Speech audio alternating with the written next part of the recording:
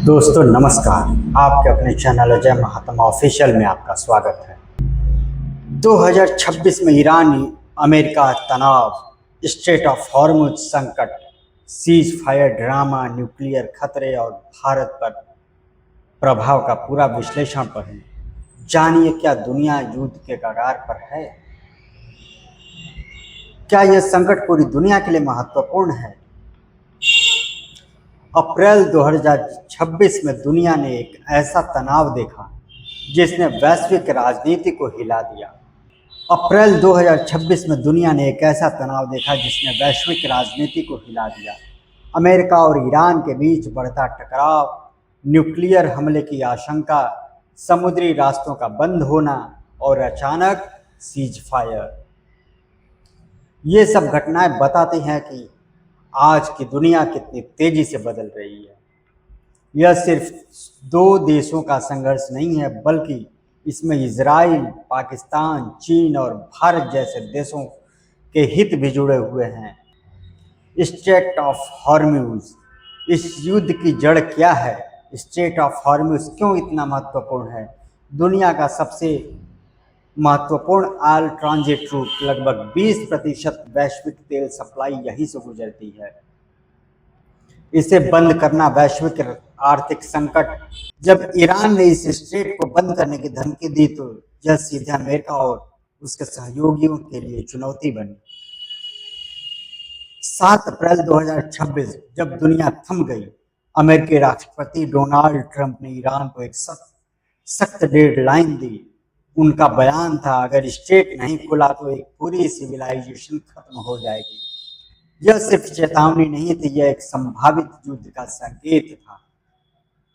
आखिरी 90 मिनट अप्रत्याशित cease fire deadline खत्म होने से 90 मिनट पहले अमेरिका और ईरान के बीच 2 हफ्ते का सीज फायर पाकिस्तान द्वारा मध्यस्थता की गई और इसमें यह दिखाता है कि कूटनीति आखिरी समय में भी युद्ध रोक सकती है। पाकिस्तान की भूमिका एक नया पावर प्लेयर। इस पूरे संकट में असीम मुनीर और शहबाज शरीफ की भूमिका महत्वपूर्ण रही। क्या हुआ। अमेरिका और पाकिस्तान के बीच direct channel backdoor diplomacy ceasefire करवाने में सफलता रही। जब भारत के लिए एक कूटनीतिक चुनौती बनकर उभरा। इजराइल का हमला सीज फायर के बीच युद्ध। सीज फायर के कुछ घंटों बाद इजराइल ने लेबनान पर 100 से अधिक स्ट्राइक्स और 300 से ज्यादा मौतें हुई। बेंजामिन नेतन्याहू ने कहा, लेबनान सीज फायर में शामिल नहीं था। यह दिखाता है कि आधुनिक युद्ध कई मोर्चों पर एक साथ लड़ा जा रहा है। न्यूक्लियर खतरा दुनिया के लिए सबसे बड़ा डर था। ईरान के न्यूक्लियर साइट्स पर हमले हुए, नतीजा बुशहर पावर प्लांट। अगर रेडिएशन लीक होता तो पूरे गल्फ में तबाही होती। पानी और समुद्री जीवन खत्म हो जाता, पीढ़ियों तक का असर होता। यह स्थिति चर्नोबिल डिजास्टर जैसी हो सकती थी। 3 अप्रैल ईरान का पलटवार हुआ और ईरान ने अमेरिका की F-15 जेट को मार गिराया। एक एयरमैन को दुश्मन क्षेत्र में गिराया।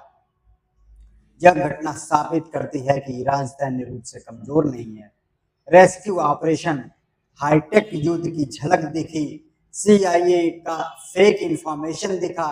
डेल्टा फोर्स और नेवी सेल्स की कार्रवाई दिखी।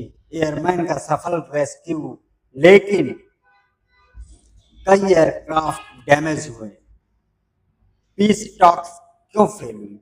इस्लामाबाद में बातचीत, ईरान की मांग थी प्रतिबंधित हटाना, न्यूक्लियर अधिकार, और अमेरिका की मांग थी 20 साल तक न्यूक्लियर गतिविधि बंद हो। नतीजा कोई समझौता नहीं। ब्लॉकेड, आर्थिक युद्ध की शुरुआत। पीस टॉक्स फेल होने के बाद अमेरिका ने ईरान के पोर्ट्स ब्लॉक किए, जहाजों को रोका।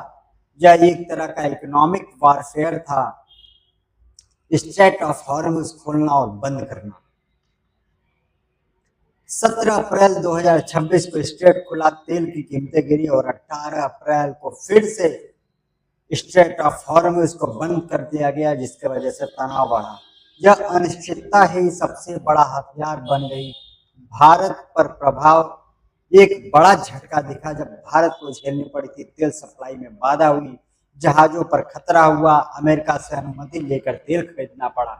और एस जयशंकर ने पाकिस्तान की आलोचना की, लेकिन सवाल बना रहा, क्या भारत अपनी ऊर्जा नीति स्वतंत्र रूप से चला सकता है? इजराइल का नया कानून हुआ जिसमें विवाद का केंद्र वेस्ट बैंक के फिलिस्तीनियों के लिए डेथ पेनाल्टी और अंतर्राष्ट्रीय आलोचना बन गया। यह कानून भेदभावपूर्ण माना जा रहा है। क्या आने वाले 22 अप्रैल के बाद युद्ध फिर से शुरू होगा? सीज फायर खत्म होने वाला है? ये है बड़े सवाल। क्या नई डील होगी? क्या युद्ध फिर शुरू होगा? क्या इजराइल शामिल रहेगा? लेकिन इसका नतीजा क्या होगा? दुनिया किस दिशा में जा रही है? यह संकट हमें 3 बातें सिखाता है। युद्ध अब जटिल हो चुका है, कई देशों और हितों का टकराव हो रहा है। कूटनीति जरूरी है, 90 मिनट वाला सीजफायर इसका उदाहरण है। वैश्विक स्थिरता खतरे में है, न्यूक्लियर, आर्थिक और राजनीतिक जोखिम से भरा हुआ यह युद्ध बहुत ही घातक होगा इस मानव सभ्यता के लिए।